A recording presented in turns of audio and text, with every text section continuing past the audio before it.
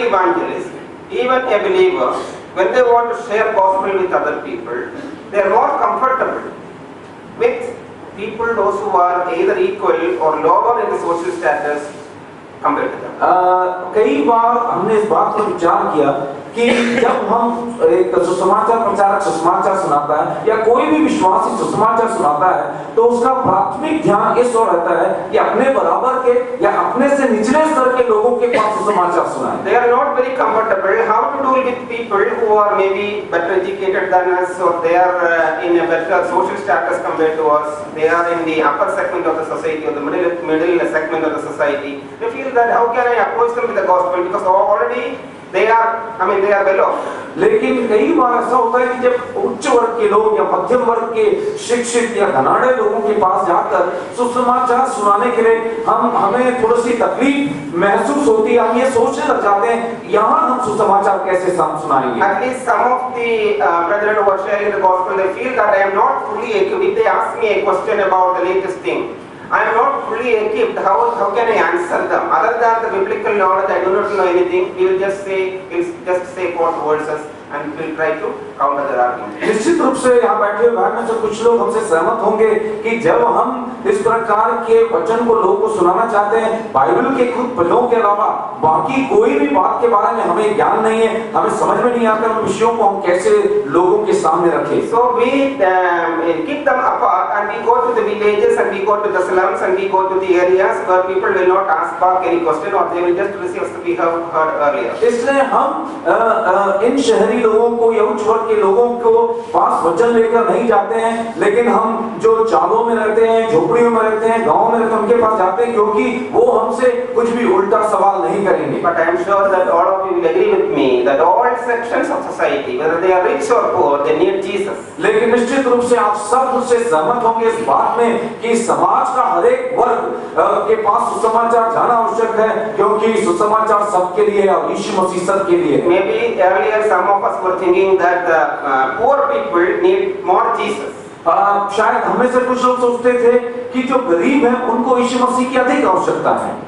But I tell you that the rich and educated are sometimes more deprived spiritually and they are more thirsty for the word of God and for God than many other people. लेकिन मैं आपको एक सत्य आपके सामने रखना चाहूंगा कि ये जो उच्च वर्ग हैं, ये जो धनी हैं, आत्मिक रूप से खोखले हैं और इनके जीवन और दूसरों से अगर संबंध रखेंगे तो उनके जीवन में समस्याएं ज्यादा है। You may recollect that there was also mentioned in the newspaper, the articles earlier, that Kerala is considered to be a state where people economically are much ahead of the other states if you are taking state-wise. अगर आप राज्यों का विश्लेषण करेंगे तो आपने समाचार पत्रों में पढ़ा होगा कि जो केरल राज्य है आर्थिक संपन्नता के संबंध में और कई अन्य मापदंडों में बाकी राज्यों से काफी ऊंचे पर है। Whether they are believers or unbelievers, whether they are Christians or non-Christians, Kerala is considered to be the social status, the living standard, the per capita income is better than people of the other states. भले हो विश्वासी हो अविश्वासी हो मसीह हो गैर मसीह हो, लेकिन अगर वहाँ के लोगों की आर्थिक अवस्था को देखेंगे और उनके जो धन के स्रोत को देखेंगे तो बाकी राज्यों की तुलना में वो काफी ऊंचे पर हैं। So people also are preaching prosperity gospel. I'll ask them,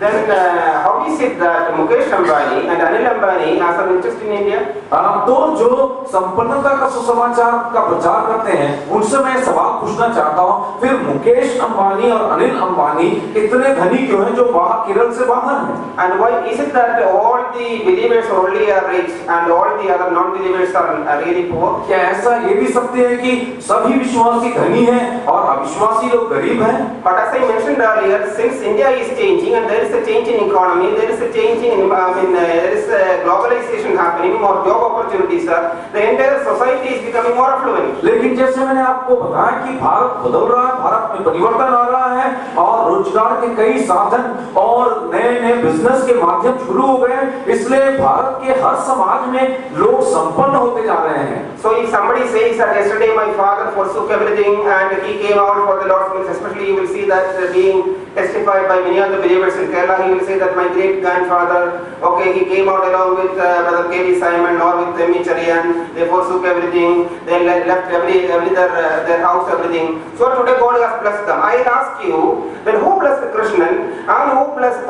Thomas Moody, who is going to the Catholic Church, and who blessed this Abdul Salam, or somebody else who is not believing in Jesus Christ? और तो कई बार हम ऐसे गवाहियों को सुनते हैं कि मेरे दादा ने सब कुछ छोड़कर त्याग कर प्रभु यीशु मसीह के पीछे हो लिया, इसलिए आज मुझे प्रभु ने बहुत आशीष दिया है। तो मैं आपसे पूछना चाहता हूँ कि वो जो अबुल कलाम है और वो जो कृष्णन है, इन सबको किसने आशीष दिया?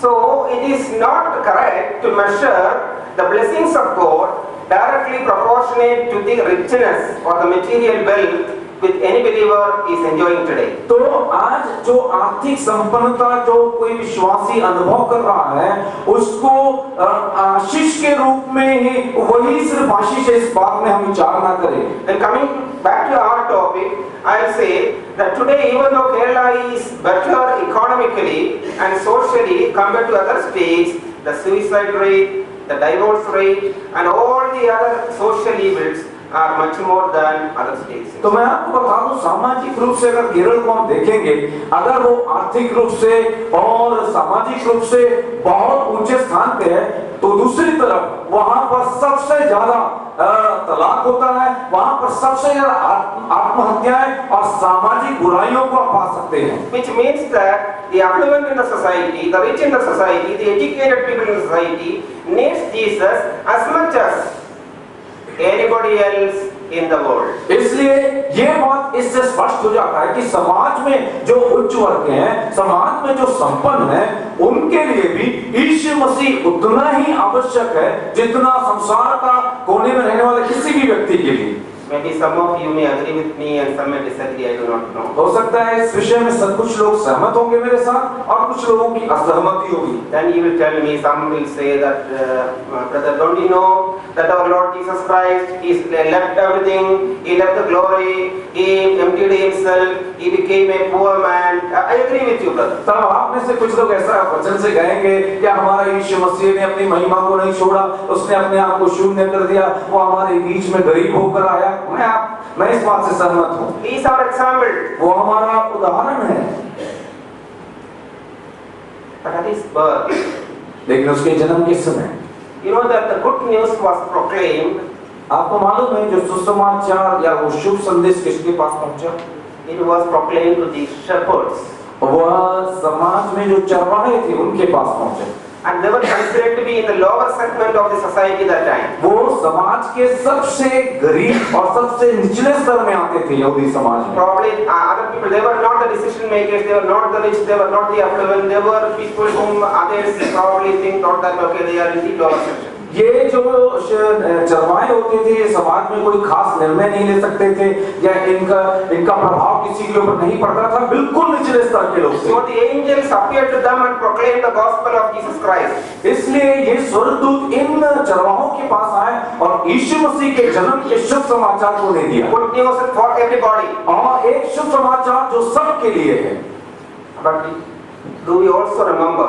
लेकिन क्या आपको याद है that God has sent a star to be shown to the wise men of the east, and they came with their gifts and they worshipped the Lord Jesus Christ. परमेश्वर ने एक नक्षत्र पूर्व में रहने वाले विद्वानों के पास भेजा ताकि वो यीशु मसीह की पहचान कर सके और आकर उसकी आराधना कर सके। So which means that God was showing to the whole world that the Savior is being born is not only for the shepherds but he is also for the wise men, which means that he is Lord for everybody, he is Savior for every population, every people group of this world. तो परमेश्वर एक बात स्पष्ट रूप से सारे संसार के सामने रख रहा था कि वो गरीब से गरीब या कमजोर चरवाहे के पास भी और अमीर से अमीर और जो विद्वान है उनके पास भी यीशु मसीह ही उद्धार करता इस संदेश को पहुंचा रहा है।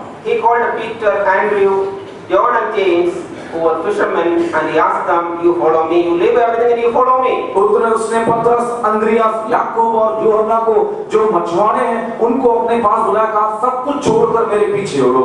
But Levi, that is Matthew, He was a tax collector and he was also called to be a disciple of the Lord Jesus Christ, and he was obviously, being a tax collector at that time, he was a rich man. लेकिन प्रभु यीशु मसीह ने levy यानी कि मत्ती को भी बुलाया, जो उस समय चुंगी लेने वाला एक अधिकारी था और निश्चित रूप से धनी था, कि वो भी यीशु मसीह के पीछे उड़े।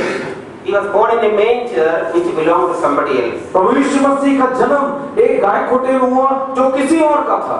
But he also traveled on a colt which belonged to someone else. वो एक गधे के बच्चे के ऊपर सवार हुआ जो किसी और का था।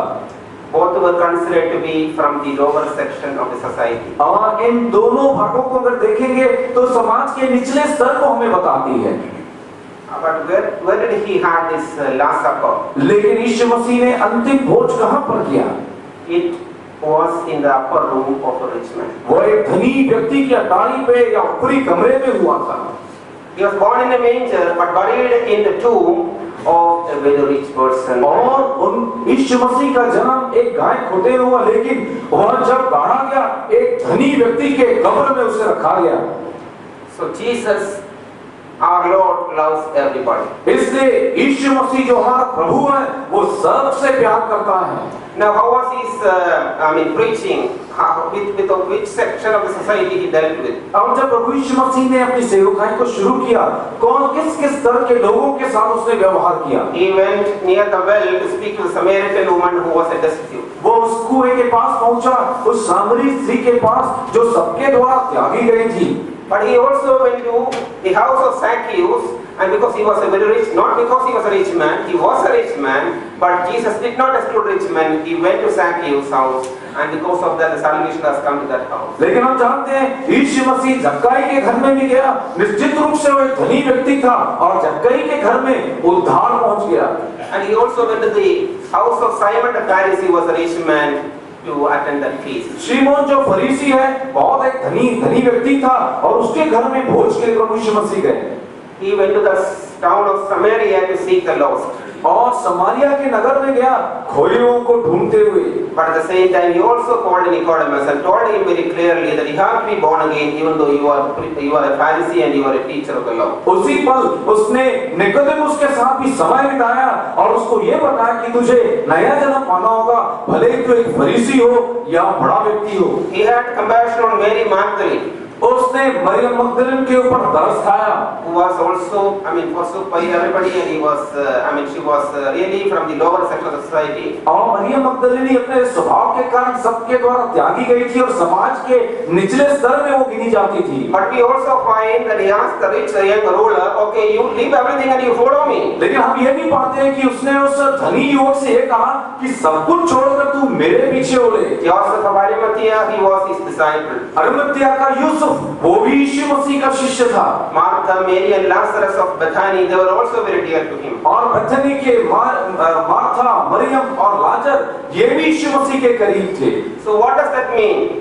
इसका क्या अर्थ निकलता है? Jesus our Lord loves everybody. हमारा प्रभु यीशु मसीह सबसे प्यार करता है। Everybody needs Jesus Christ because he is Lord of all. और सबको यीशु मसीह की जरूरत है और वो सबका प्रभु है। The young professionals in the corporate world, they also need Jesus. और हम देखेंगे कि उच्च स्थानों में रहने वाले जो जवान प्रोफेशनल हैं, उनको भी यीशु मसीह की आवश्यकता The है। outcast in the society, they also need Jesus their Savior. और समाज के जो त्यागे हुए हैं, उनको भी यीशु मसीह की आवश्यकता है। Poor and the destitute, they need Jesus. जो गरीब हैं, कमजोर वर्ग के हैं, उन्हें भी यीशु मसीह की आवश्यकता है। The rich and affluent also needs Jesus. उसी समय उच्च वर्ग के लोग, प्रभाव वाले लोगों को भी यीशु मसीह की The आवश्यकता है। scholars needs Jesus, the educated people.